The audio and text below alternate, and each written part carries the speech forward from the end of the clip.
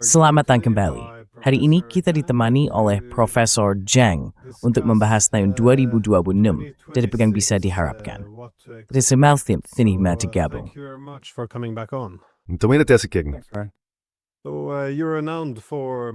Jadi, Anda dikenal karena menggunakan pola sejarah dan teori permainan untuk memprediksi arah geopolitik. Dari terpilihnya Trump hingga invasi ke Iran, prediksi Anda hampir selalu tepat.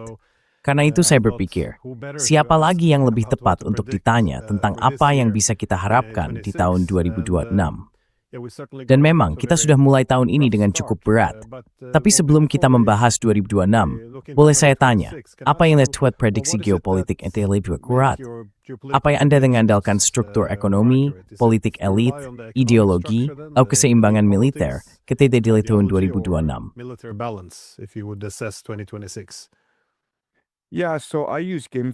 Ya, jadi saya menggunakan teori permainan. Dan saya pada dasarnya melihat geopolitik sebagai permainan yang dimainkan oleh berbagai pihak yang berusaha memaksimalkan kepentingan mereka sendiri. Jadi saya tidak terlalu melihat ideologi, saya pada dasarnya berfokus pada kepentingan diri sendiri.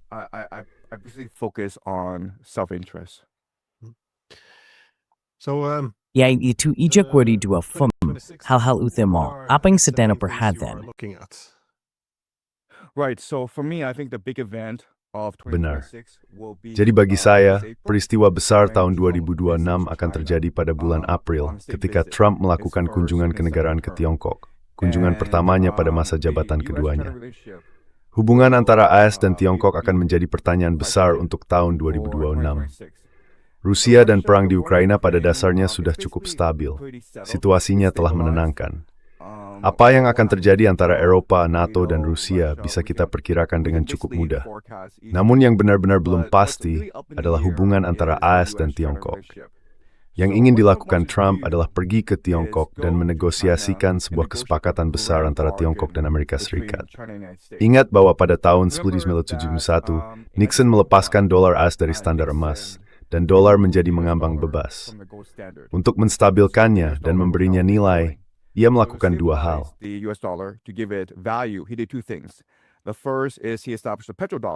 Hal pertama yang ia lakukan adalah membentuk sistem petrodolar, yang berarti Arab Saudi hanya akan mengizinkan minyaknya dibeli dengan dolar AS. Hal kedua yang ia lakukan adalah mengunjungi Tiongkok untuk membukanya. Jadi, yang dilakukan Amerika pada tahun 1990-an adalah mentransfer teknologi dan keahlian ke Tiongkok, serta membuka pasarnya agar Tiongkok menjadi bergantung pada dolar AS.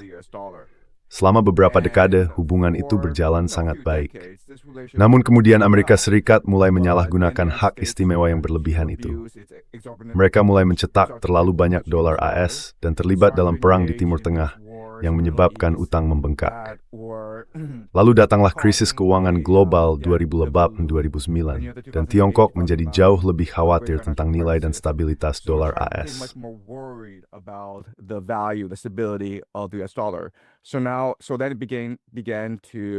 Jadi kemudian mereka mulai mencoba menginternasionalisasi yuan. Mereka menciptakan sesuatu yang disebut koridor emas, yaitu bursa emas Shanghai. Jadi mereka berusaha mengkalibrasi ulang pasar keuangan agar menjadi jauh lebih stabil, dan agar Tiongkok memiliki lebih banyak kedaulatan dalam sistem perdagangan global. Dan hal ini kini membuat dolar AS menjadi tidak stabil. Apa yang ingin dilakukan Trump adalah memaksa Tiongkok untuk terus membeli dolar AS. Karena ingat, jika Tiongkok menjual seluruh surat utang pemerintah AS yang dimilikinya, akan terjadi krisis utang negara di Amerika Serikat. Jadi Trump perlu mencari cara untuk meliberalisasi pasar keuangan Tiongkok dan membuat Tiongkok terus membeli lebih banyak dolar AS. Dan itulah yang sedang kita lihat sekarang. Dengan menyerang Venezuela, yang diharapkan Trump adalah memaksa Tiongkok membeli minyak menggunakan dolar AS.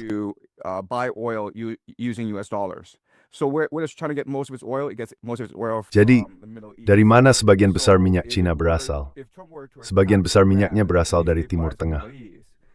Jadi jika Trump menyerang Iran dan membuat Timur Tengah tidak stabil, maka China akan terpaksa lebih bergantung pada belahan barat untuk pasokan minyaknya. Namun bukan hanya untuk minyak, juga untuk perak, emas, litium, tembaga. Pada dasarnya semua mineral yang dibutuhkan China untuk menggerakkan industri kendaraan listrik dan industrinya di bidang kecerdasan buatan. Inilah strategi besar yang sedang dijalankan, di mana Trump melancarkan berbagai perang di seluruh dunia untuk mencekik ekonomi China, agar China menjadi bergantung pada belahan barat untuk pasokannya. Dan kemudian China akan dipaksa membeli lebih banyak dolar AS. Itulah permainan besar yang saksikan sekarang pada tahun 2026.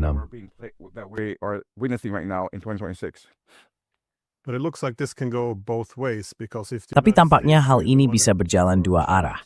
Karena jika Amerika Serikat benar-benar ingin Tiongkok menggunakan dolar AS, dan sekali lagi, ada banyak keuntungan bagi Tiongkok untuk menggunakan dolar AS, maka mereka justru perlu melakukan sampai batas tertentu hal yang sebaliknya, yaitu membangun kepercayaan pada sistem ekonomi internasional yang terbuka dan dapat diprediksi, di mana supremasi hukum menjadi yang utama. Masalah dengan memaksakannya adalah hal itu menunjukkan bahwa semua aturan telah diabaikan.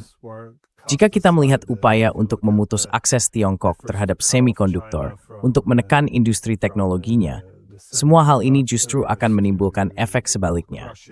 Hal-hal tersebut akan meyakinkan pihak Tiongkok untuk mengambil arah yang berbeda, karena jika mereka sekarang tunduk pada tekanan AS, pada dasarnya mereka akan berada di bawah kendali Amerika Serikat.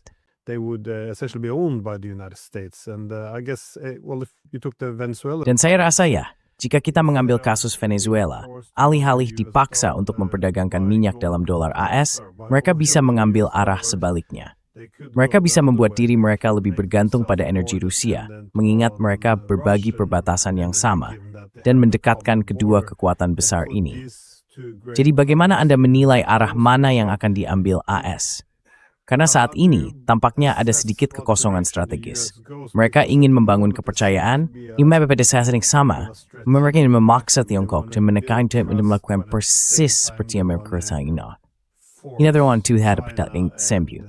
Anda harus memilih suatu jalan dan tetap berpegang dengannya. Jika tidak, sementara lain. You're absolutely right. I completely agree. Kamu benar sekali. Saya sepenuhnya setuju. Jika Amerika Serikat memandang Tiongkok sebagai mitra sejajar dan memperlakukannya dengan hormat sebagai negara berdaulat yang layak dihormati, maka kita tidak akan memiliki masalah. Tiongkok mungkin akan senang berdagang secara setara dengan Amerika Serikat. Masalahnya adalah Amerika Serikat merupakan hegemon global dan bersikeras mempertahankan dominasinya, sehingga Tiongkok harus tunduk pada kekaisaran Amerika. Namun Tiongkok menolak hal itu. Tiongkok adalah negara berdaulat dan ingin dihormati di panggung dunia. Seperti yang kamu katakan, kedua negara ini saling bergantung. Jika Tiongkok kehilangan akses terhadap minyak di Timur Tengah dan belahan Barat, mereka bisa beralih ke minyak Rusia. Tetapi Rusia tidak akan mampu memenuhi seluruh kebutuhan energi Tiongkok.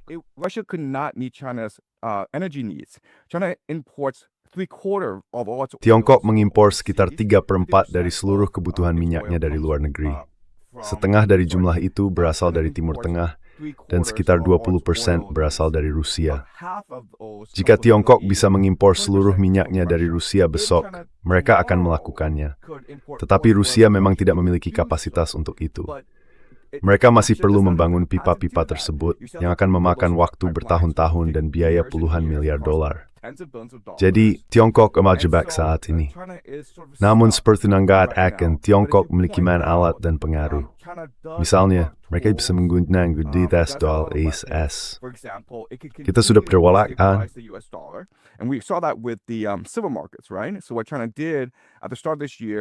Jadi, yang dilakukan Tiongkok pada awal tahun ini adalah mengumumkan bahwa mereka akan membatasi ekspor peraknya. Tiongkok mendominasi pasar perak, dan hal itu menyebabkan harga perak melonjak di COMEX, bursa komoditas di Amerika Serikat. Hal tersebut mengguncang pasar keuangan AS. Jadi, yang kita lihat sekarang hampir seperti kehancuran yang saling dijamin, bukan? Jika Amerika Serikat memutus pasokan minyak ke Tiongkok, jika mereka memberlakukan embargo terhadap Tiongkok, maka Tiongkok bisa menjual seluruh sekuritas baik China AS with them and for. Dan before negara akan hancur. Jadi yang kita lihat, dan ini sebuah metafor ya, bayangkan sebuah tangga atas jurang. And here's a metaphor, okay? Imagine a ladder over an abyss. And both China and Baik China maupun Amerika Serikat sedang berusaha menaiki tangga ini dan akan menjadi kepentingan terbaik mereka untuk menaikinya bersama pada waktu yang sama.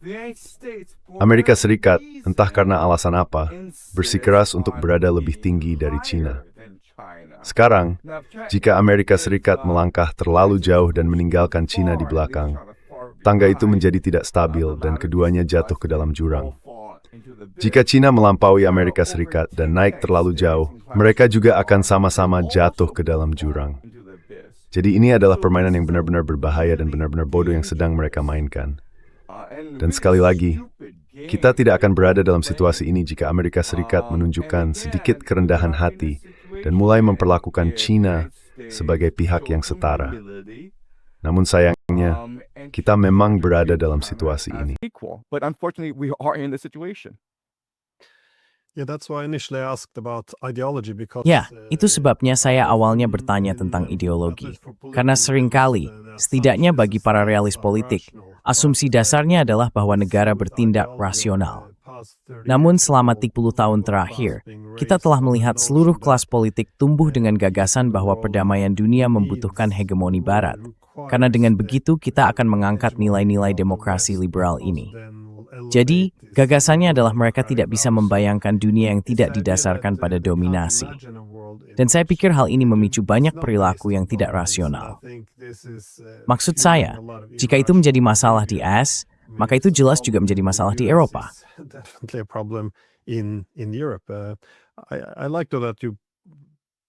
Saya senang kamu menyinggung soal keterlibatan Tiongkok dalam isu Venezuela, karena banyak orang tidak menyadari bahwa Venezuela sebenarnya menawarkan untuk menampung semua perusahaan energi Amerika itu. Namun ini bukan hanya soal Amerika Serikat mendapatkan akses. Ini juga tentang menolak atau memberi syarat pada akses kekuatan besar saingan. Jadi menurut saya, yaitu aspek yang penting di situ.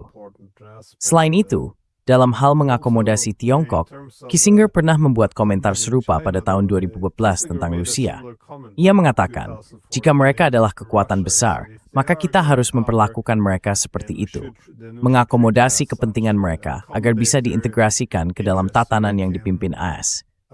Jika tidak, kita akan berakhir dengan kebijakan bodoh, seperti mencoba mengalahkan atau menghancurkan mereka. Dan itulah yang ia peringatkan agar dihindari. Siak Scepter yang sama sedikit diambil terhadap Tiongkok juga. Bagaimana menurutmu? Sorry. I love what you said. Maaf. Kamu tahu aku suka apa yang kamu katakan. Jadi izinkan aku membuat 2 poin untuk menegaskannya. Pertama-tama, aku tidak berpikir ini soal ideologi. Menurutku ini soal kesombongan dan rasisme. Aku pikir orang Amerika percaya bahwa mereka yang terbaik dan mereka benci kenyataan bahwa Tiongkok mulai menyusul mereka. Jadi ya, ini soal kesombongan dan bisa juga dibilang soal rasisme. Itulah yang terjadi dalam tatanan geopolitik ini. Itu yang pertama. Yang kedua, Disney mereka yang terdefend di Maduro diculik. We saw what happened in Venezuela. Maduro being kidnapped. And a lot of people are saying that America did this to... Banyak orang mengatakan bahwa Amerika melakukan ini untuk merebut sumber daya minyak Venezuela. Itu tidak benar. Apa yang dilakukan Amerika sebenarnya adalah untuk menyakiti Tiongkok. Karena Tiongkok berencana masuk dan membangun infrastruktur minyak Venezuela. Hal itu akan menelan biaya puluhan miliar dolar dan memakan waktu bertahun-tahun sebelum AS benar-benar dapat membawa industri minyak Venezuela ke standar modern. Yung Kresta Amerika alam ditus AS Tiongkok, itu ritualnya sepenuhnya. Lejarbe komit wumito demikian nembukuk utetik kong ng NS. Instatad truth itu teres Tiongkok. Hanya itu. It's just to spite China. That's all it is.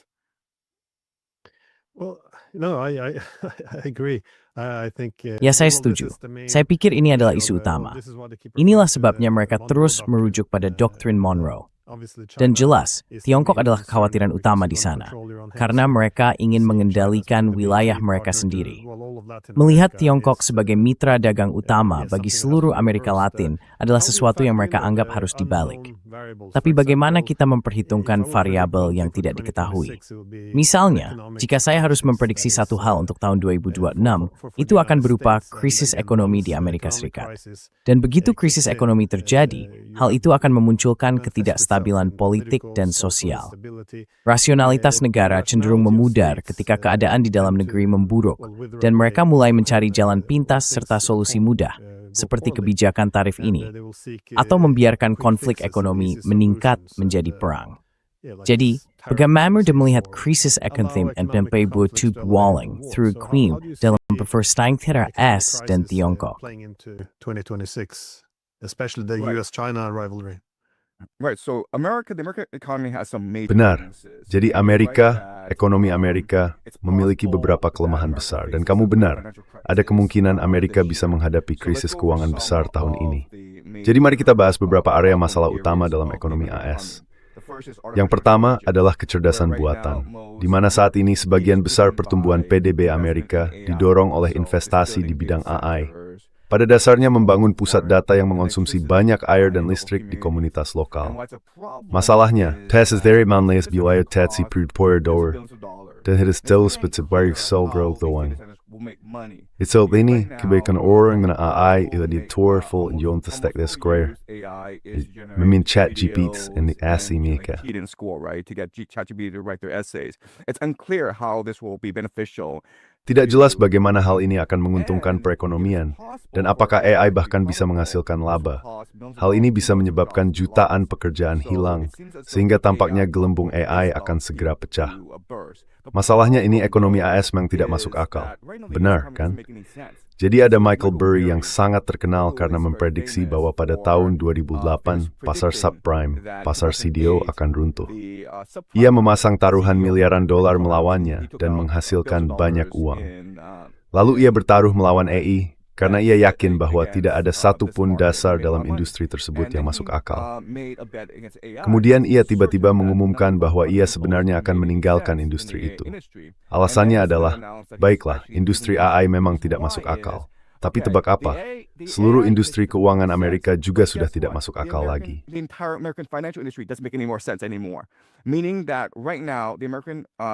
Artinya, saat ini industri keuangan Amerika dikendalikan oleh beberapa oligarki, sekelompok kecil orang yang dapat mengatur pasar sesuai kehendak mereka. Jadi, investor rata-rata dan fundamental pasar secara umum tidak lagi berlaku terhadap apa yang sedang terjadi. Secara teori, pasar AI bisa saja runtuh, tetapi karena hanya ada sedikit pemain, pada dasarnya 7 perusahaan yang mengendalikannya, mereka bisa melakukan apapun yang mereka mau. Pemerintah Amerika memiliki sesuatu yang disebut Operasi Stargate, atau Proyek Stargate. Dan Trump telah menjanjikan ratusan miliar dolar untuk diinvestasikan dalam infrastruktur AI. Jadi ada kemungkinan gelembung ini akan terus berlanjut tanpa henti. Itu berarti industri keuangan Amerika saat ini tidak memiliki kemampuan untuk memperbaiki diri sendiri. Dan jika pasar runtuh, kemungkinan besar seluruh perekonomian akan ikut jatuh bersamanya.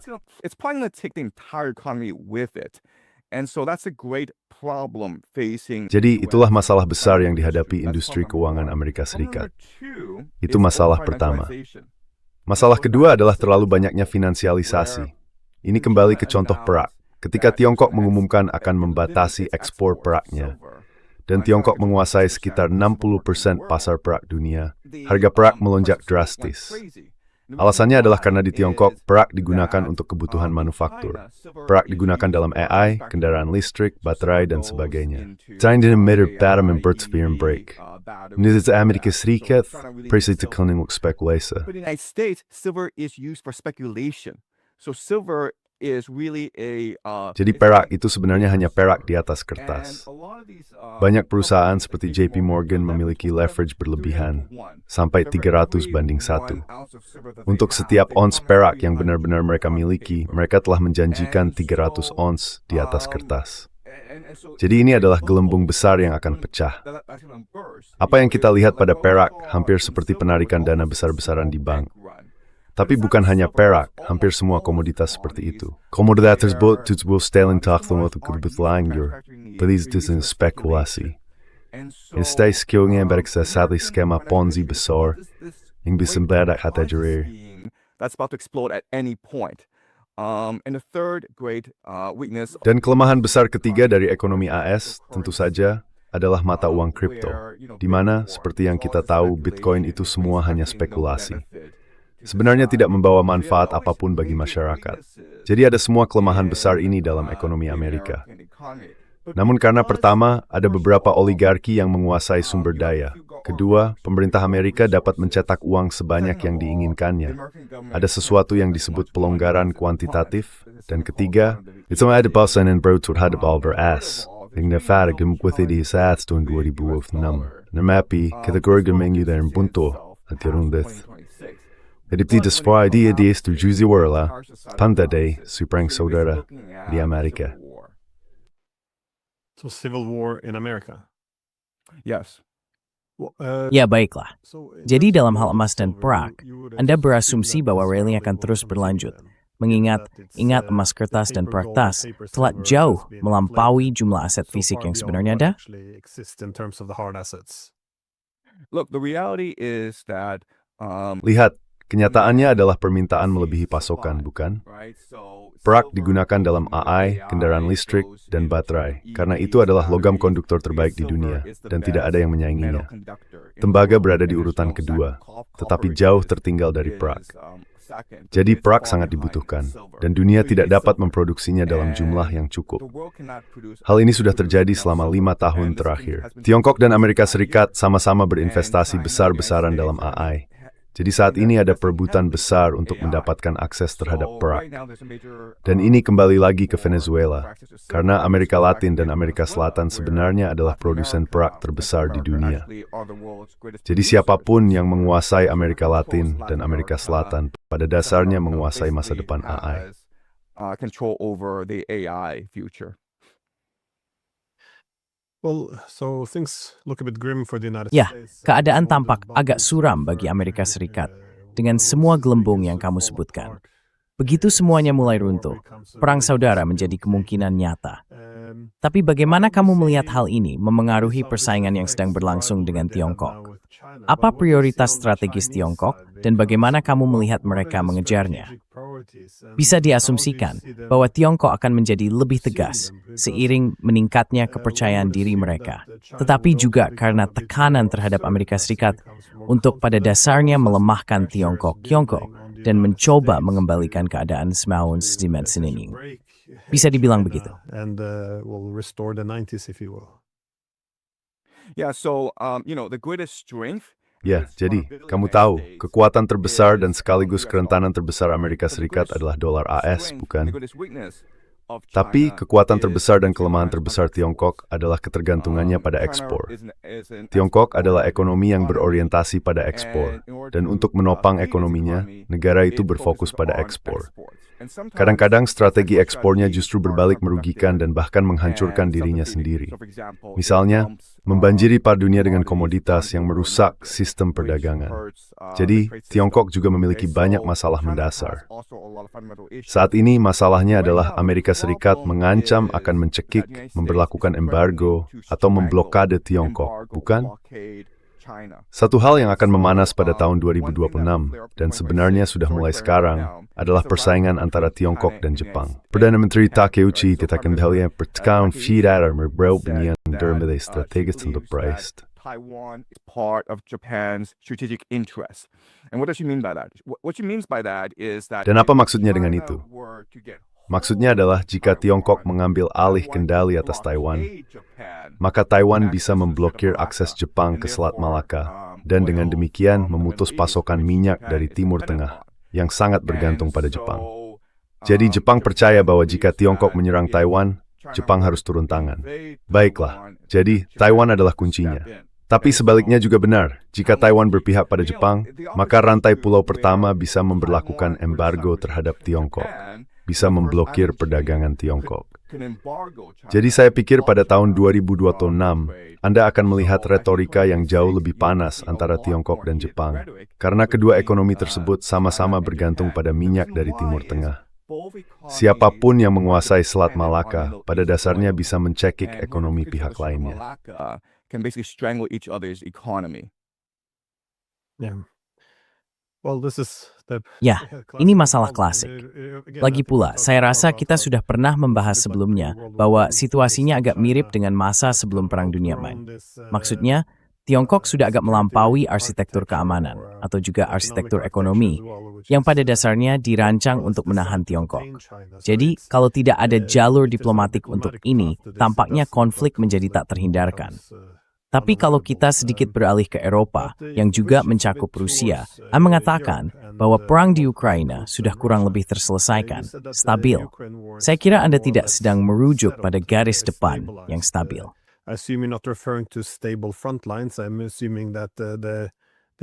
Saya berasumsi bahwa masa depan konflik ini sudah ditentukan sekarang, dan itu tampaknya benar. Namun di sisi lain, alasan saya menyoroti rasionalitas negara adalah karena dari retorika yang semakin meningkat di Eropa, terlihat bahwa mereka berpikir, ya, kita tidak mampu membayar harga perdamaian. Jika perang berakhir, maka Rusia akan memusatkan sumber dayanya pada kita. Jadi satu persatu, kita melihat para pemimpin Eropa dan media yang berbeda mengatakan bahwa mungkin perang lebih baik daripada perdamaian saat ini. Jadi apakah kita siap untuk mengakhiri perang ini, atau bagaimana menurut Anda hal ini akan berkembang?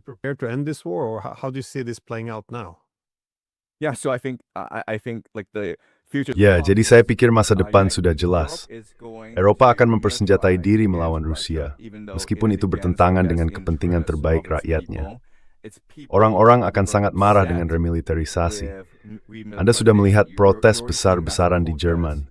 Banyak dari hal ini tidak rasional. Artinya Eropa sebenarnya tidak memiliki jalan menuju kemenangan di Ukraina. Namun Eropa tetap akan mengirimkan tentaranya untuk mati di Ukraina, karena tidak tahu harus berbuat apa lagi. Sebenarnya yang dikatakan Eropa adalah bahwa mereka mengandalkan Rusia kalah dalam perang ini, lalu memberlakukan ganti rugi pada Rusia untuk menyelesaikan semua masalah fiskalnya. Sekarang ketika Rusia sedang unggul, Eropa menghadapi keruntuhan ekonomi di dalam negeri dan tidak ingin menghadapinya. Jadi mereka akan melanjutkan perang dan berharap hasilnya baik. Tidak ada strategi di sini. Ini tindakan bunuh diri. Ini sasjord. Het is er dat jebak tugging is gehoord. But Europe is stuck where it is. Setiap kali saya bertanya kepada berbagai pakar tentang kemungkinan terjadinya perang langsung antara Rusia dan negara-negara Eropa, mereka biasanya mengatakan kemungkinannya sangat kecil, karena Eropa tidak memiliki cukup pasukan. Itu akan menjadi tindakan bunuh diri. Namun anggapan itu didasarkan pada pandangan bahwa semua perang bersifat terencana dan disengaja. Saya pikir perang yang terjadi secara tidak sengaja, perang akibat salah perhitungan, bisa muncul dari keyakinan akan kemampuan mengendalikan eskalasi. Anda tahu, negara-negara Eropa tidak mampu membiarkan Rusia kalah atau menang. Jadi mereka akan mengirim beberapa rudal jarak jauh lagi, mencoba menargetkan kepemimpinan politik, mungkin meledakkan beberapa kapal tanker Rusia. Jadi mereka meningkatkan eskalasi, sementara tekanan terhadap Moskow semakin besar agar berhenti membiarkan Eropa melanggar semua garis merah.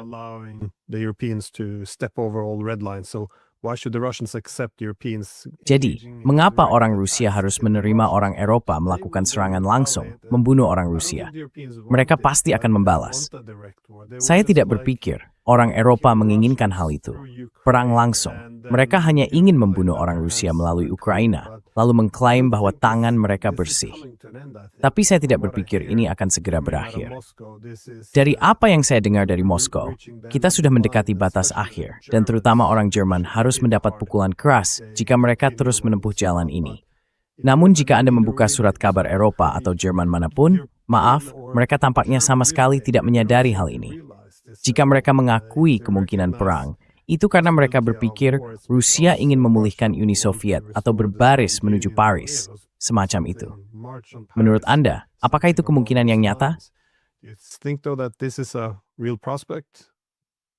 Look, I think that the leadership of Europe, the European elite, they live in Lihat, their own saya reality. pikir para pemimpin Eropa, kaum elit Eropa, like you hidup do dalam with social realitas media, mereka they're sendiri. different bubbles. Kamu tahu, seperti di And I YouTube think dan media the sosial, ada European elite, gelembung-gelembung they yang literally berbeda. believe that Dan saya pikir kaum Russia elit Eropa will benar-benar collapse percaya bahwa tomorrow. Rusia akan runtuh And we besok. just wait another day, Mereka then, berpikir, the tunggu Russian saja economy will satu hari collapse, lagi, the people of ekonomi Russia Rusia akan will kolaps, revolt, rakyat and Rusia they akan will memberontak withdraw, and then lagi, Russia will Putin start akan for digulingkan, dan kemudian If you Rusia just, akan like, menuntut watch their perdamaian. media, they Jika kamu just menonton over media and mereka, over, and mereka it's mengulang just hal a itu terus self-interest dan bubble. They delengkul feel di it's gelimbung this yang memperkuat dirinya brawling, sendiri.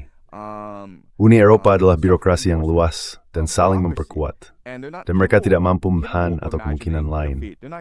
Mereka yakin benar-benar bahwa jika mereka hanya menunggu satu tri lagi, perang akan berakhir dan mereka akan menang.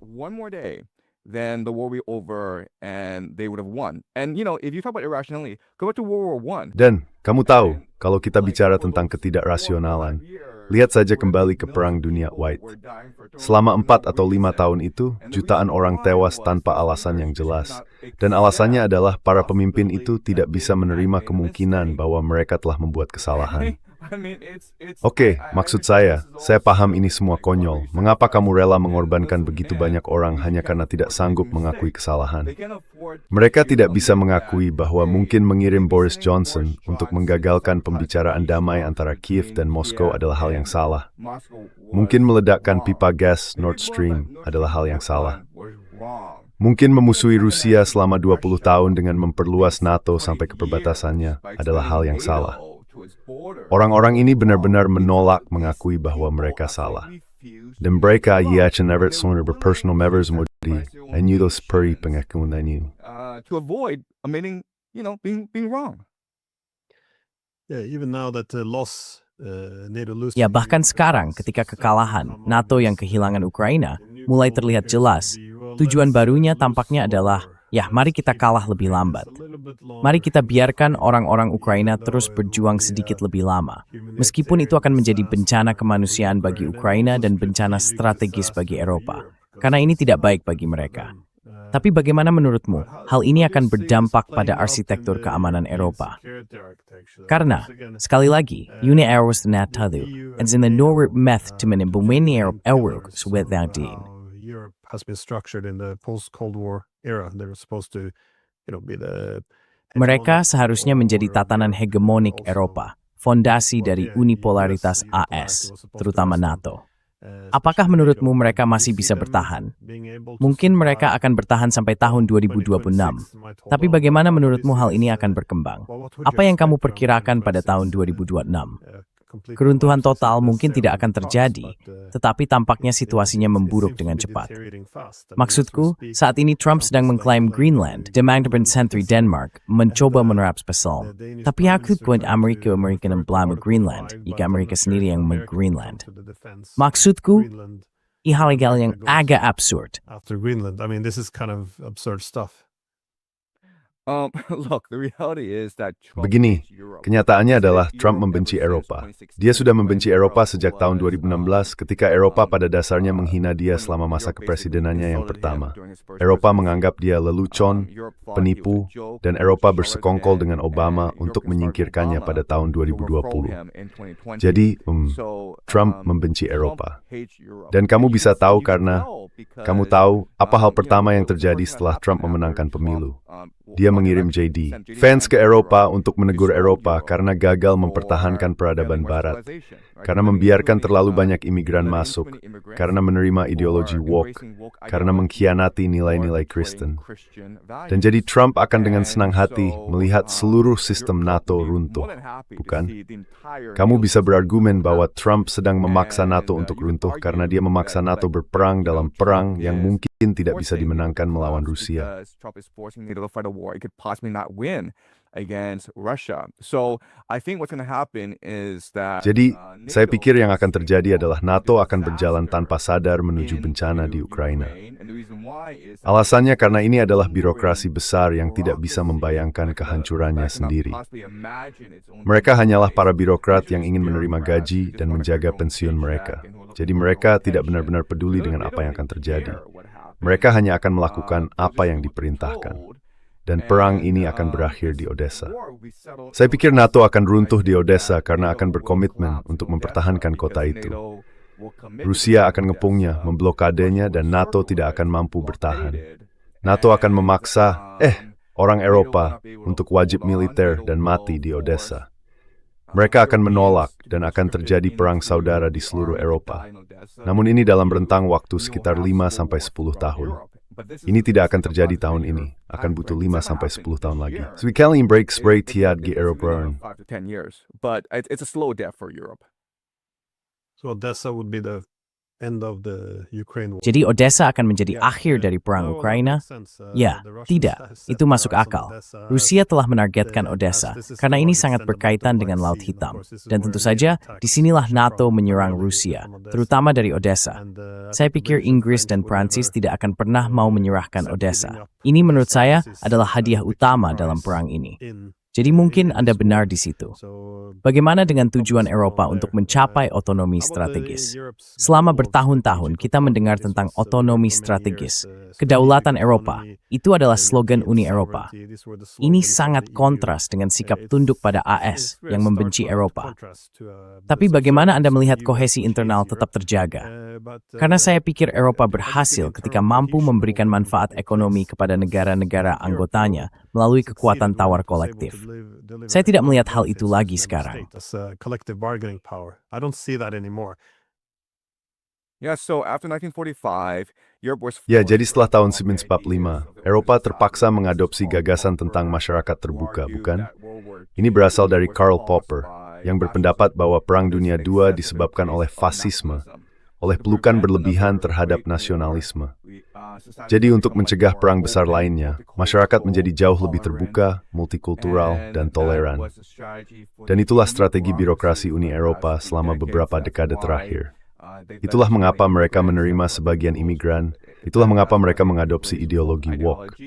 Dan pada dasarnya hal itu membuat masyarakat ini, kamu tahu, jauh lebih rentan. Jadi ada kemungkinan nyata terjadinya perang saudara di Inggris dan Prancis, karena mereka menerima semua imigran ini. Dan penduduk asli melihat mereka sebagai ancaman terhadap identitas budaya mereka.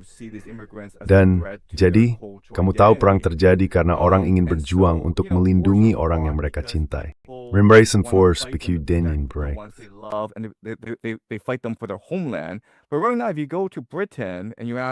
Tapi saat ini, jika kamu pergi ke Britania dan bertanya kepada orang-orang, apa arti Britania bagi kamu? Aku rasa sebagian besar orang Britania akan kesulitan menjawabnya. Jika kamu mewawancarai para imigran di Britania dan bertanya, "Hei, apakah kamu bersedia pergi berperang di Ukraina untuk membela Britania?" Mereka akan tentu tidak. Dan penduduk aslinya akan berkata, "Kenapa aku harus meninggalkan tanah ini untuk mati di Ukraina agar para imigran itu bisa mengambil alih setelah aku mati?" Jadi gagasan untuk membuat orang Eropa berperang dimanapun sekarang terasa konyol. Dan ya memang, mereka akan memaksa sebagian orang untuk ikut wajib militer, karena negara-negara Eropa ini telah menjadi otoriter. Tetapi hal itu akan menghancurkan masyarakat mereka sendiri. Eropa tertuai motif pertung konflik steskal murder ya Rusia. Conflict with Russia. Sometimes I get a feeling of Kadang-kadang saya merasakan ada kesamaan dengan kaum Soviet setelah revolusi Bolshevik. Ketika mereka berperang, meskipun orang Rusia sangat religius. Jadi ketika mereka pada dasarnya akan berperang di bawah rezim Bolshevik atau di bawah bendera Soviet, masalahnya adalah, sebenarnya untuk apa mereka berperang? Mereka pada akhirnya harus mengizinkan gereja untuk kembali, karena itulah hal yang membuat rakyat mau berjuang. Dan saya mendapat sign sama sekarang, bahwa orang Eropa diberitahu bahwa kita harus dan mati untuk melawan Rusia. Dan jika ditanya mengapa, mereka akan merujuk pada bangsa dan hal-hal biasa yang konon layak diperjuangkan sampai mati. the typical things people would die for, but they spent the past Tapi selama bertahun-tahun, bahkan mungkin puluhan tahun, mereka menunjukkan penghinaan terhadap keyakinan kita, tradisi kita, budaya kita. Dan sekarang kita seharusnya mati demi itu. Maksud saya, untuk apa kita mati? Itu sama sekali tidak masuk akal. Maksud saya, inilah yang terjadi dengan nasionalisme. Orang membunuh demi itu, tapi mereka juga mati demi itu. Saya pikir pencemaran terhadap nasionalisme, meskipun ia muncul pada masa revolusi Prancis bersamaan dengan demokratisasi, merupakan kesalahan lain. Tapi ya, jadi bagaimana hal ini berperan dalam konteks Amerika Serikat? Playing to the United States because the Europeans were a key partner of the Karena orang Eropa dulu merupakan mitra utama Amerika Serikat selama Perang Dingin dan era hegemoninya. Tapi apa yang kamu lihat sedang dilakukan oleh Amerika sekarang? Jika mereka semakin menjauh dari Eropa, apakah mereka akan meninggalkan politik blok atau justru menuntut kepatuhan? Bagaimana Amerika Serikat akan membangun kekuatannya ke depan? Inilah yang membingungkan banyak politisi Eropa. Setiap kali Amerika menegur mereka atau mengancam Greenland, mereka small bergerak ke Twitter dan ya, Timothy, ini Timothy Malik, eftersom pembutsreis untuk dat. Memapi might person is theory Borealis to Washington. Sever, and Ramban, and then again you. What will the US build its power on? Look, the United States is now transactional. It's an Lihat, empire. Amerika Serikat sekarang bersifat transaksional. Ini adalah sebuah imperium dan akan mengeksploitasi para vasalnya. Jika tidak bisa mengeksploitasi mereka, ia akan meninggalkan mereka begitu saja. Saat ini, Amerika Serikat tidak yakin apa yang bisa diperolehnya dari Eropa. Eropa memiliki populasi yang menua, tidak mau berperang, tidak banyak memiliki pria yang kuat, dan sangat sedikit sumber daya. Jadi, apa sedikit sebenarnya David tahu apa yang harus dilakukan dengan Eropa. Banin, Yawa Eropa, Yudikid Turki, dan mengeksploitasinya selama beberapa dekade terakhir. And exploiting the United States for the past few decades. It's the American security infrastructure. Infrastruktur keamanan Amerika lah yang telah melindungi Eropa, yang telah memungkinkan Eropa membangun negara kesejahteraannya, yang telah memungkinkan Eropa. Pada dasarnya, orang Amerika menganggap orang Eropa itu malas, dekaden, dan korup. Jadi Amerika Serikat akan menyingkirkan Eropa, bukan? Hanya meninggalkan Eropa kepada Rusia dan melupakannya. Dan jadi Eropa, strategi keamanan nasional Amerika Serikat sangat jelas. Mereka akan menggunakan belahan bumi barat untuk memproyeksikan kekuatannya ke luar negeri. Jadi contohnya mengarah ke Tiongkok. Di mana dengarkan, di masa depan Tiongkok, jika kamu ingin sumber daya, jangan pikirkan Timur Tengah, karena wilayah itu sedang terbakar. Seluruh kawasan itu sedang berperang. Right? The entire place is at war. Don't think about Europe because Europe is dead. Jangan pikirkan Eropa, karena Eropa sudah mati. Jangan pikirkan Afrika, karena kami juga akan menantang kalian di sana. Kalian akan dipaksa datang dan membeli sumber daya dari belahan barat. Dan karena itu, kalian harus membeli dari kami. Jadi saya pikir itulah strategi keamanan nasional ke depan. Amerika Serikat bertekad mempertahankan hegemoninya melalui dolar AS dan perlu membuat Tiongkok tunduk serta bergantung pada dolar AS.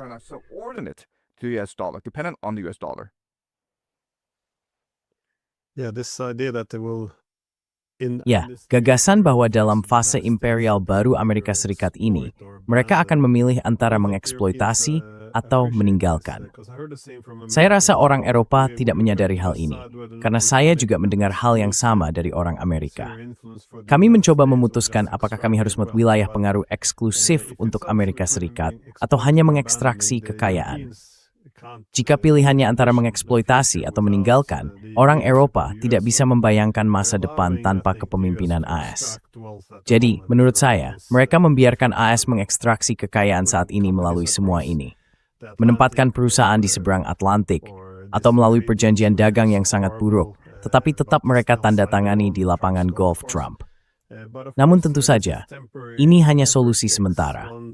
Setelah Amerika mendapatkan semua yang dibutuhkannya, Eropa menjadi lebih lemah, lebih tidak relevan, dan pada akhirnya akan ditinggalkan juga. Tapi sekali lagi tidak ada diskusi di kalangan politik tentang apa yang harus dilakukan. Hanya ada anggapan bahwa Trump adalah orang jahat, dan jika kita cukup menunggu, semuanya akan kembali normal. That's literally what they're doing. They believe that Itu benar-benar yang mereka lakukan. Mereka percaya bahwa pada tahun 2028, Partai Demokrat akan masuk dan membalikkan semua kebijakan Trump seperti yang dilakukan Biden pada tahun 2020. Yang tidak disadari oleh orang Eropa adalah bahwa ini adalah kenyataan baru.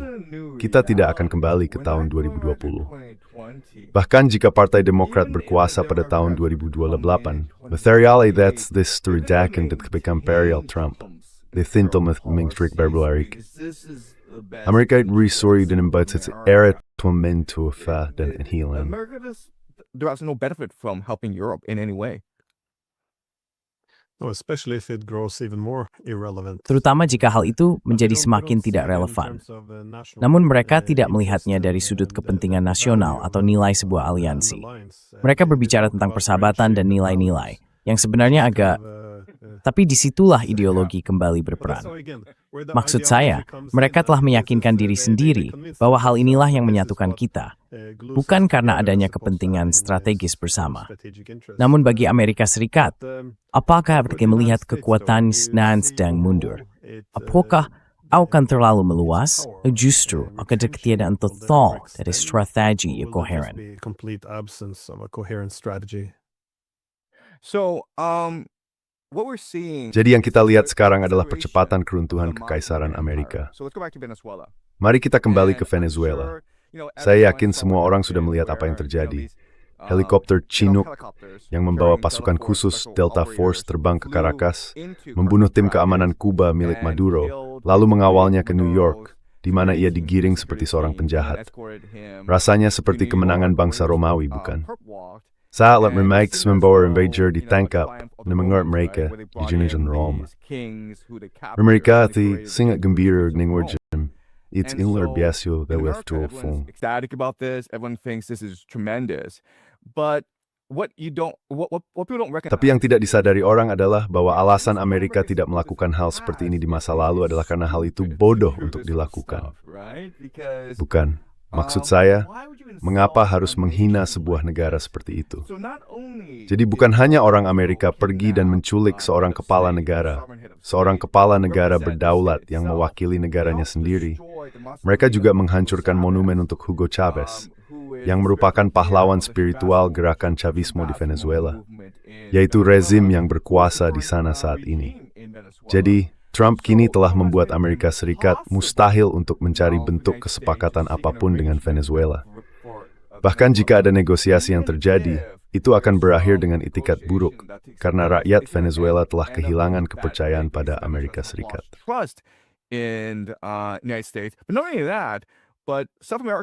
Tapi bukan hanya itu. Amerika Selatan saat ini akan bersatu menentang Amerika Serikat. Trump telah mengancam Meksiko dan Kolombia. Ia juga menaruh perhatian pada Kuba dan Nicaragua. Jadi sekarang orang-orang Amerika Selatan berpikir, kita tidak bisa mempercayai orang Amerika, kita harus tetap bersatu. Dan mereka akan menentang kekuasaan Amerika. Lalu Afrika, Eropa, seluruh dunia akan melihat Amerika sebagai penggertak yang sebenarnya. Jadi begini, Amerika memiliki kekuatan militer terbesar selama 50-60 tahun terakhir. Mereka sebenarnya tidak ingin menggunakannya, karena begitu mulai menggunakan militer, mereka terus terjebak untuk menggunakannya, bukan? Lebih baik menggunakan kekuatan lunak.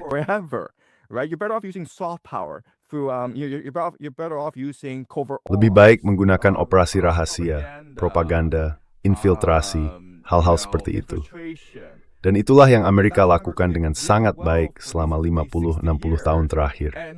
Amerika bisa saja melakukan hal yang sama di Venezuela, di mana mereka pada dasarnya bisa menyuap Maduro, menyuap para elit agar mau membuat perjanjian ekonomi dengan Amerika Serikat, di mana seluruh minyaknya menjadi milik Amerika Serikat. Dan Venezuela mungkin akan setuju dengan hal itu. Seluruh Amerika Selatan memang tidak senang dengan jenis kesepakatan seperti itu. Tetapi sebaliknya, Amerika memilih melakukan apa yang dilakukannya karena ingin menunjukkan kekuatan dan pengaruh. Jadi ia mengorbankan strategi demi penampilan. Dan ini adalah tanda dari sebuah kekaisaran yang sedang menurun, yang sudah tidak lagi mampu membuat strategi besar, tidak lagi memiliki pandangan jauh ke depan.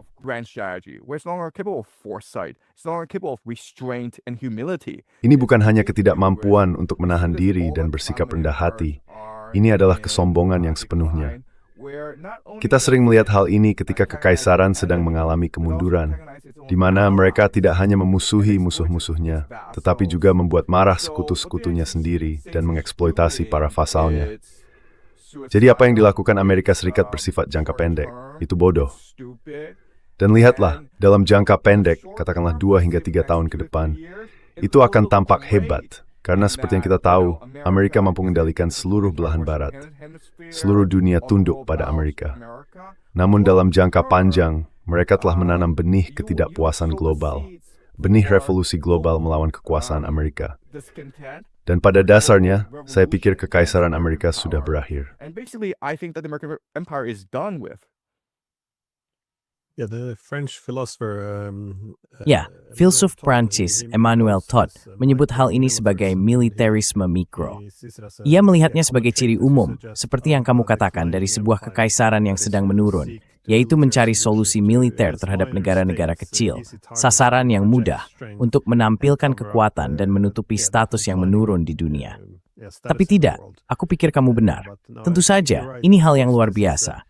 Maduro, kamu tahu, tidak disukai di banyak tempat di Amerika Latin, terutama di Das, di orang Brasil. Namun tidak ada orang Amerika Latin yang ingin melihat hal seperti ini.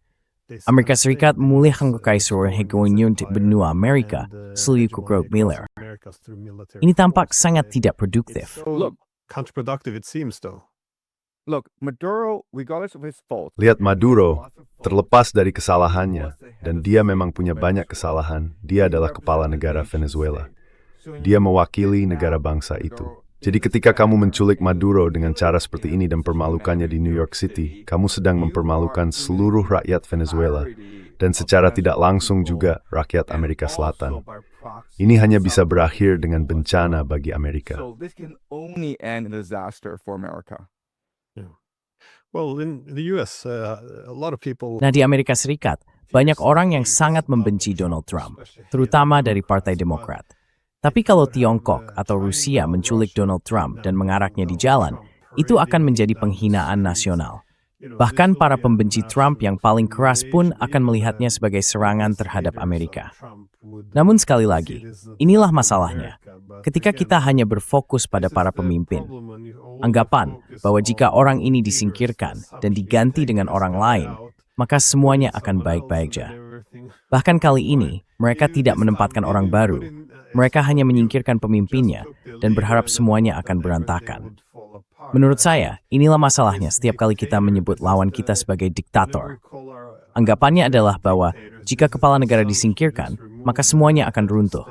Padahal, So, look, that's how Donald Trump thinks. Lihat, begitulah cara Donald Trump berpikir. Dia berpikir, oh, aku telah menangkap Maduro, jadi sekarang Venezuela milikku. Dan Venezuela harus mematuhi apa yang aku perintahkan karena aku telah menangkap kepala negaranya. Dia hidup dalam realitasnya sendiri. Kamu tahu, dia terlalu lama berkecimpung di acara realitas, The Apprentice. Jadi dia berpikir bahwa jika dia bisa membuat orang percaya pada sesuatu, hal itu akan menjadi kenyataan. Dia tidak menyadari bahwa ada hukum-hukum dasar geopolitik. Contohnya, ketika Trump menjalankan The Apprentice, acara itu memiliki rating tertinggi di televisi. Tapi setiap kali Trump menjalankan bisnis, dia menjerumuskannya ke jurang kehancuran. Dia menghancurkan setiap bisnis yang dia sentuh. Itulah orangnya. Dia akan mendapatkan rating TV yang tinggi, tapi dia akan menghancurkan Amerika dalam prosesnya. But he's destroyed America in the process. I often refer to this. sering menyebut agen ingin Zelensky di kantor Oval itu. Setelah menegur Zelensky, dia menyiap ke arah kamera seolah berkata, nah, ini acara TV yang hebat. Masa Adriatal terbik the angst, it's ability. He does not live in our world. He lives in his own world. Dia tidak hidup di dunia kita. Dia hidup di dunianya sendiri, dunia Trump, dan semuanya hanyalah khayalan. Di dunianya dia berpikir, hey, kalau aku bisa mewujudkan ide ini, kalau aku bisa membuat cukup banyak orang mempercayainya, itu akan menjadi kenyataan. Dia merasa sedang membuat Amerika hebat kembali dengan membangkitkan kembali kekaisaran Amerika. Dia percaya bahwa dengan misalnya menangkap Maduro atau mengebom Iran, dia sedang menunjukkan kekuatan. Dan jika orang serang memahami betapa kuatnya Amerika, semua orang akan tunduk dan patuh pada Amerika. Lalu semua masalah akan lenyap, hutang akan lenyap, polarisasi akan lenyap. semua ketidakpuasan ini akan lenyap. All this discontent will vanish. Yeah, well, it's possible he's able to topple the government there, but Ya, I think it was mungkin saja dia pretty bisa much, menggulingkan pemerintahan di sana. when he, Tapi aku pikir itu agak terlalu dini ketika dia menculik Maduro, lalu berkata, "Baiklah, sekarang kami akan menjalankan Venezuela seperti koloni, sampai kami menemukan seseorang untuk mengambil alih, semacam rezim boneka." Tapi aku pikir ya, jangan menjual bulu di kulit kita sebelum membunuh beruangnya. Pemerintahnya masih ada. Aku merasa itu agak terlalu dini. Tapi sekali lagi, mungkin mereka punya rencana, atau mungkin hanya delusi tol. Sep, Maybe they have a plan, or maybe it's just complete delusion. Who knows? In Trump world, because he was able Di to dunia kidnap Trump, karena dia Maduro, berhasil menculik which Maduro, was yang a, merupakan tontonan luar biasa di televisi, spectacular terlihat hebat di television. It TV. looked good on Dia TV. berpikir bahwa dia telah memenangkan He had perang. he thought he had won Dan the sekarang war, rakyat and now Venezuela harus people of mematuhinya Venezuela karena must dia obey membuktikan him. dirinya sebagai He's kaisar proved Dewa himself Trump. to be God emperor. Dalam pikirannya, dia In his benar-benar world, percaya in bahwa his sekarang dia mind, mengendalikan he Venezuela karena dia literally memiliki believes Maduro that di he now tangannya. controls Itulah yang Venezuela benar-benar because dia he now yakini. has Maduro in his hands. That's what he literally believes. Well, on the global Nah, south, though, di kawasan do selatan you see global, any other apakah Anda melihat perkembangan atau developments, prediksi lain untuk tahun predictions 2026? for 2026? Mengingat Anda telah memprediksi Given serangan that terhadap you Iran, predicted, apakah Anda melihat attack akan on ada Iran, serangan do you lain see pada tahun another 2026? attack in Karena 2026? tampaknya pihak Because it Israel sangat appears that, gencar menjual gagasan ini Israelis kepada are Trump. selling this very hard to Trump, though. Look, Trump is going to continue his attacks everywhere. Lihat, Okay? So expect Trump terus sanctions melancarkan for serangannya di Mexico. mana-mana. Expect, Oke, jadi harapkan sanctions serangan darat in terhadap Colombia. kartel di Meksiko. That's a Harapkan juga massive serangan darat di American Kolombia. Navy assembled. Ada armada It's not besar gonna Angkatan win. Laut It's Amerika still yang gonna, berkumpul di you know, Karibia. Dan itu tidak akan pergi kemana-mana. Mereka masih akan, kamu tahu, menyerang kapal nelayan. Mereka masih akan melakukan apapun yang mereka mau. Jadi kehadiran militer Amerika di Karibia hanya akan meningkat. Karena yang Trump inginkan adalah menaklukkan seluruh dunia di bawah kendalinya. Lalu pada bulan April, ketika dia pergi ke Tiongkok, dia akan memiliki pengaruh terhadap Tiongkok, oke? Semua ini mengarah ke bulan April, saat Trump ingin duduk bersama Tiongkok dan menegosiasikan kesepakatan besar. Contohnya seperti ini. Oke, kamu tahu apa? Kamu adalah bawahan dari kekaisaran, Tiongkok. Jadi yang akan terjadi adalah begini. Kami menguasai Venezuela, tapi kami akan mengizinkan masuk ke Venezuela dan membangun infrastruktur minyak agar kamu bisa mengekstraknya dan membeli dari kami dengan dolar AS. Itulah rencana Trump untuk bulan April. Tapi bagaimana Tiongkok akan menanggapi ini? And how will the Itu Chinese pertanyaan yang respond sangat to this? menarik. That's a great question. And how China responds will determine next 5 years. Dan bagaimana China merespons akan menentukan 5 tahun ke depan. Jadi saya berbasis di China, saya sangat mengenal China. Dan saya akan katakan, saat ini ada banyak perdebatan di dalam negeri. Ada banyak faksi yang mengusulkan strategi berbeda. Beberapa sangat pro-Rusia dan berkata, dengar, dalam jangka panjang kita akan lebih diuntungkan dengan Rusia. Namun ada juga faksi yang mengatakan, kita sebaiknya tidak terlalu bergantung pada Rusia. Jika ritmahai detail patriotism sasuktil kanjidik is rooster, nitelets. Mbitsin break toward 50% dari Amerika dan 50% dari Rusia. 50% from America, 50% from Russia. So you have a whole spectrum of views. Jadi ada seluruh spektrum pandangan. Apa yang akan diputuskan Tiongkok pada bulan April akan bergantung pada bagaimana berbagai faksi ini bersatu. Mereka juga harus mempertimbangkan lingkungan geopolitik, dan ada pula kekhawatiran domestik. Jadi saya tidak bisa mengatakan sekarang apa yang akan terjadi pada bulan April. Namun menurut saya, jika saya seorang penjudi, saya akan mengatakan bahwa Tiongkok dan Amerika Serikat akan mencapai kesepakatan besar. Tetapi kesepakatan besar ini sebenarnya tidak mengubah lanskap geopolitik. Selain iwasan itu berwakilan walau kirus berkecamuk di berbagai selain dunia. And you'll still have wars raging around the world. Yeah, well, Ya, saya pikir 3 aturan utama dalam keamanan energi adalah diversifikasi, diversifikasi, dan diversifikasi. Jadi, mungkin langkah yang baik bagi Tiongkok untuk tidak menjadi terlalu bergantung pada Rusia. Jadi ya, mitra utama, bagus, tetapi negara manapun tentu tidak ingin menempatkan dirinya dalam posisi di mana semua telur ada di satu keranjang. Tapi kembali lagi ke Iran, Karena saya pikir kamu benar. Ada banyak negara yang bisa menjadi berikutnya. Kolombia, Kuba, Meksiko, Panama.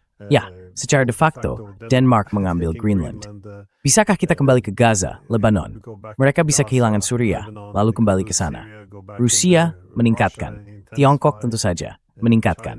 Di Nigeria, mungkin mereka belum selesai mengebom di sana. Jadi tampaknya ada banyak negara dalam daftar perang Trump. Tapi dalam hal Iran, seberapa besar kemungkinan menurutmu akan ada pengulangan? Karena jelas, terakhir kali tidak berjalan sebaik yang mereka harapkan. Because they didn't go as well as they hoped last time, obviously. So I think that Trump was Jadi, saya pikir Trump terpilih, orang Israel membantu memilih Trump karena ingat Miriam Edelson memberikan $100 juta kepada Trump. Benar. Dan sebagian besar alasannya adalah karena Trump setuju untuk menyelesaikan masalah Iran. Kita melihat hal itu pada bulan Juni dengan Operasi Mayhammer. Tapi, seperti yang kita tahu, Trump bersifat transaksional. Jadi dia akan menyerang Iran pada suatu saat, tapi dia ingin memaksimalkan keuntungan pribadinya. Artinya, Tism-Prisgap Kaidros Her Israel. Jadi yang terjadi dari Elon Musk, Tanji Yukinin memberikan Trump 200 setara untuk pergi ke bulan November. For the midterms in November, Miriam Edelson has promised Trump Miriam Edelson telah berjanji akan memberikan Trump $250 juta jika ia mencalonkan diri untuk masa jabatan ketiga. Jadi, Trump hanya berusaha memaksimalkan sebanyak mungkin keuntungan sebelum ia menarik pelatuk dan memerintahkan serangan Amerika terhadap Iran. Namun semua benihnya sudah tertanam, bukan? Karena kita melihat semua protes ini di Iran. Kita tidak akan pernah secara pasti sejauh mana protes-protes itu. Tetapi kita tahu bahwa, dengar, Itzi Sonagin Mossad said, ada pasukan khusus Rubai, dan dibuang ke GFK untuk untuk menyuap kriminal, kelompok minoritas dan para pembangkang agar menimbul kekacauan sebesar mungkin di Iran.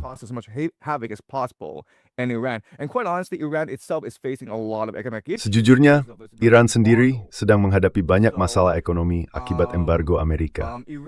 Jadi, Iran berada dalam kesulitan besar pada tahun 2026. Namun apakah Trump akan menarik pelatuknya pada tahun 2026? Saya tidak bisa memastikan. Mungkin saja dia melancarkan lebih banyak serangan. Tetapi masalah sebenarnya adalah, apakah Trump akan melancarkan invasi darat ke Iran? Karena Israel menginginkan perubahan rezim di Iran, dan satu-satunya cara untuk melakukannya adalah dengan pasukan darat. Serangan udara tidak akan cukup, dan Is sendiri tidak bisa melakukannya sendirian. Jadi mereka membutuhkan Amerika Serikat untuk mengirim pasukan darat. Saya pikir pada tahun 2026 kita akan melihat percepatan peristiwa. Tetapi mungkin tahun 2027 adalah saat kita mencapai puncaknya.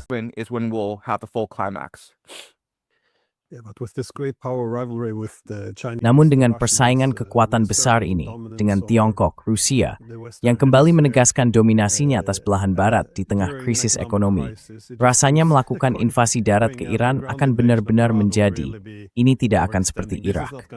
Ini adalah hal yang sangat berbeda. Maksud saya, Iran memiliki wilayah yang sangat luas, populasi yang jauh lebih besar, dan kekuatan militer yang jauh lebih kuat.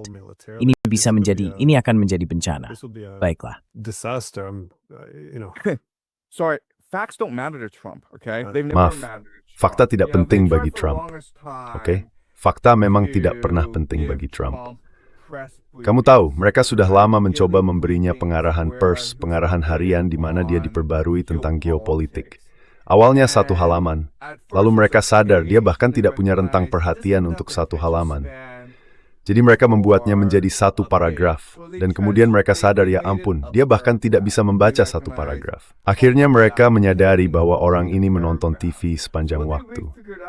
Jadi kalau kamu ingin menarik perhatian Trump, kalau kamu ingin dia memperhatikan aspek tertentu dari kebijakan luar negeri, kamu harus tampil di Fox News dan menyampaikannya di sana. Okay, so this guy's brain is a TV set. Jadi otak orang ini seperti televisi. Ia tidak mengenali aturan dasar geopolitik. Ia tidak memahami apa artinya terlalu meluas, atau apa artinya memiliki cukup sumber daya untuk berperang. Yang ia lihat hanyalah tampilan, bukan. Jadi ia berpikir bahwa apa yang terjadi di Venezuela adalah keberhasilan besar. Mengapa kita tidak bisa melakukan hal yang sama di Meksiko? Mengapa kita tidak bisa melakukan hal yang sama di Kuba? Dan mengapa kita tidak bisa melakukan hal yang sama di Iran? Bagi Trump, semuanya soal tampilan, soal visual. Ia membayangkan para operator teleforce terbang ke Teheran dan meledakkan sesuatu. Dan begitulah cara pikirnya. And that's how his mind works. Yeah, there's a lot of focus on the United States overextending its hard Ada banyak power, perhatian terhadap Amerika Serikat yang terlalu memperluas kekuatan militernya. Tapi menurut saya, negara itu juga terlalu menguras modal diplomatiknya. Trump hanya berbicara dengan gaya seperti, "Oh, ini sahabatku, kami sangat akrab," untuk berperan sebagai pihak yang baik. Atau, dia akan menghancurkanmu sebagai pihak yang jahat. Selalu hitam putih, dan dia cenderung berganti-ganti. Sampai pada titik, setidaknya dari yang saya dengar dari pihak Rusia, mereka tidak lagi menganggapnya terlalu serius, karena apapun yang dia katakan tidak bertahan lebih dari seminggu sebelum dia berubah lagi. Maksud saya, sekarang dia berkata, "Oh, Vladimir, sahabatku, lalu saya akan menghancurkan ekonomi mereka dan, ya, kita akan membunuh lebih banyak orang Rusia." Tidak ada konsistensi sama sekali. Itu juga poin saya terhadap Tiongkok. Entah tahu membangun kepercayaan terhadap infrastruktur ekonomi Amerika, atau ingin coba memaksa sesuatu. That harus siluman keduanya sekaligus. Try to coerce something, but you can't do both. Well, I think he is consistent. He's a mafia boss. Ya, saya pikir dia konsisten. Dia adalah bos mafia, dan itulah yang sebenarnya tidak dipahami orang tentang dirinya. Kamu tahu, dia bukan Presiden Amerika Serikat. Dia adalah bos mafia. Dan begitu kamu menyadari itu, dia mudah dihadapi. Jangan percayai dia. Jangan percaya apapun yang dia katakan. Dia akan melakukan apa yang menurutnya paling menguntungkan dirinya sendiri. Tidak selalu demi kepentingan terbaik Amerika Serikat, tapi demi kepentingan pribadinya. Dia akan melakukan apapun yang membuatnya terlihat baik. Penggerebekan terhadap Maduro ini justru merugikan Amerika Serikat. Itu benar-benar merusak posisi Amerika di mata dunia. Hal itu membuat Amerika tampak seperti organisasi kriminal, tapi tidak peduli hal itu membuatnya terlihat baik di televisi. But it isn't here because it made him look good on TV. Apa kamu punya pemikiran terakhir tentang 2026 sebelum kita akhiri? Yeah, so I would say Ya, jadi saya akan mengatakan bahwa acara pada bulan April ini, ketika Trump berkunjung ke Tiongkok, Trump perlu memikirkan banyak hal sebelum April. Apa yang kita lihat di Amerika Selatan adalah Amerika Serikat sedang membangun hegemoni militer di seluruh kawasan.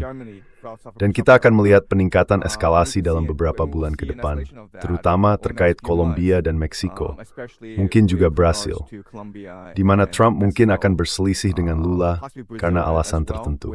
Trump menyukai hal itu. Baginya, itu menunjukkan bahwa dialah yang berkuasa.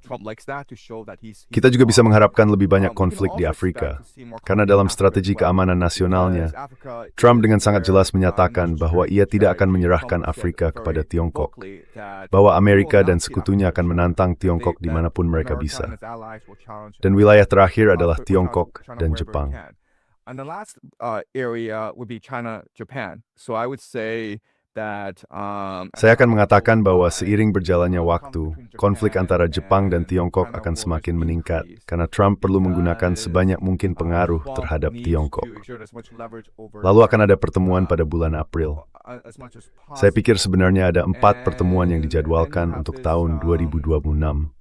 Jadi Trump perlu menyelesaikan masalah Tiongkok. Alasannya adalah karena tujuan akhirnya adalah Iran. Ia perlu menyelesaikan masalah Tiongkok sebelum melancarkan invasi besar-besaran ke Iran. Rusia akan membela Iran. Tidak ada yang bisa dilakukan Trump mengenai hal itu. Faktor tak terduga saat ini adalah Tiongkok. Apa yang akan dilakukan Tiongkok sebagai tanggapan terhadap invasi Iran? Jadi tujuan akhirnya adalah Iran. Dan Tiongkok mungkin adalah bos terakhir sebelum Iran. Now that senhores bertahu, you forward through basket jutes raid and bump forward, the steins and race step oath, and that's coup thinten. China and the United States will come to an arrangement. Well, I think everyone should keep an Ya, eye on April saya and, pikir semua orang sebaiknya memperhatikan bulan I April. like the idea that Dan saya suka bahwa jika dua major kekuatan powers, besar US and ini, China, AS dan work Tiongkok, out bisa mencapai deal, then, kesepakatan, maka bagian-bagian lain bisa ikut tertata. Di sisi lain, jika mereka benar-benar mencapai kesepakatan, itu juga bisa berarti AS sedang menegaskan dominasinya di wilayah luar negerinya. Orang Arab punya ungkapan yang bagus menurut saya. Kira-kira begini ketika gajah bertarung, rumput terinjak. Tapi sekat tebukta, rumput terperangd. Jadi roh, harus tetap sial besini. Itu maksi. Remember, bagaimana sedang awak tu. Anyways, thank you so much for taking the time. Thank you.